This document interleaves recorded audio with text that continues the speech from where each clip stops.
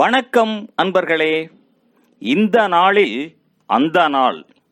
ஆம், வரலாற்றின் வழித்தடங்களில் கடந்த 2000 ஆண்டுகளாக ஒவ்வொரு நாளும் உலகம் முழுவதும் நடந்தேறிய முக்கிய நிகழ்வுகளை நாள் வாரியாக நல்ல பல தகவல்களை தொகுத்து காணொளி மூலம் பகிர்வதில் மகிழ்ச்சி. வாருங்கள் அன்பர்களே, இனி வரலாற்றில் இன்று எனும் வாசல்களை திறந்து வலம் வருவோம். வரலாற்றில் இன்று நவம்பர் 24ஆம் தேதியில் நடைபெற்ற முக்கியமான வரலாற்று நிகழ்வுகள். கிபி 380ஆம் ஆண்டில் ரோம பேரரசர் முதலாம் தியோடேசியஸ் கான்ஸ்டாண்டினோபிளை சென்று அடைந்தார். கிபி 1359ஆம் ஆண்டில் முதலாம் பீட்டர் சைப்ரஸின் மன்னராக முடிசூடினார். 1639ஆம் ஆண்டில் ஜெரிமியா ஹொராக்ஸ் என்பவர் முதலாக வெள்ளிக்கோள் சூரியனுக்கும் பூமிக்கும் இடையில் செல்வதை அவதானித்தார். 1642ஆம் ஆண்டில் ஏபல் டாஸ்மேன் வான் டீமினின் நிலம் என்ற தீவை கண்டுபிடித்தார். இது பின்னர் டாஸ்மேனியா என பெயர் பெற்றது.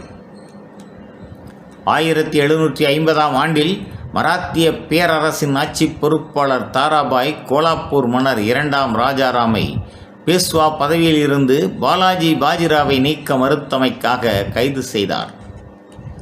1859ஆம் ஆண்டில் சார்லஸ் டார்வினின் உயிர் இனங்களின் தோற்றம் என்ற நூலை வெளியிட்டார். 1914ஆம் ஆண்டில் முசோலினி இத்தாலிய சோசலிச கட்சியில் இருந்து விலக்கப்பட்டார். 1917ஆம் ஆண்டில் அமெரிக்காவின் விஸ்கான்சின் மாநில தலைநகர் மில்வாக்கியில் காவல்துறை தலைமையகத்தில் இடம்பெற்ற குண்டுவெடிப்பில் 10 பேர் கொல்லப்பட்டனர். 1922ஆம் ஆண்டில் ஐரிய குடியரசு இராணுவத்தைச் சேர்ந்த எழுத்தாளர் ரோபர்ட் எர்ஸ்கின் சைல்டர்ஸ் உட்பட 9 பேர் துப்பாக்கி ஒன்றை சட்டவிரோதமாக வைத்திருந்ததற்காக குற்றம் சாட்டப்பட்டு தூக்கிலிடப்பட்டனர். 1940ஆம் ஆண்டில் 2ஆம் உலகப் போரில் ஸ்லோவாக்கியா அச்சு அணி நாடுகள் அமைப்பில் இணைந்து கொண்டது. 1943ஆம் ஆண்டில் 2ஆம் உலகப் போரில் ஐக்கிய அமெரிக்க கடற்படை கப்பல் தராவா என்ற இடத்தில் மூழ்கடிக்கப்பட்டதில் 650 பேர் கொல்லப்பட்டனர்.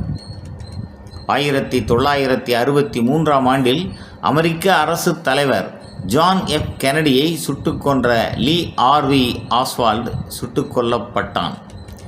1966ஆம் ஆண்டில் செக்கோஸ்லோவேக்கியாவில் பிராத்திஸ்லாவா நகரில் பல்கேரிய விமானம் ஒன்று வீழ்ந்ததில் 82 பேர் உயிர் இழந்தனர்.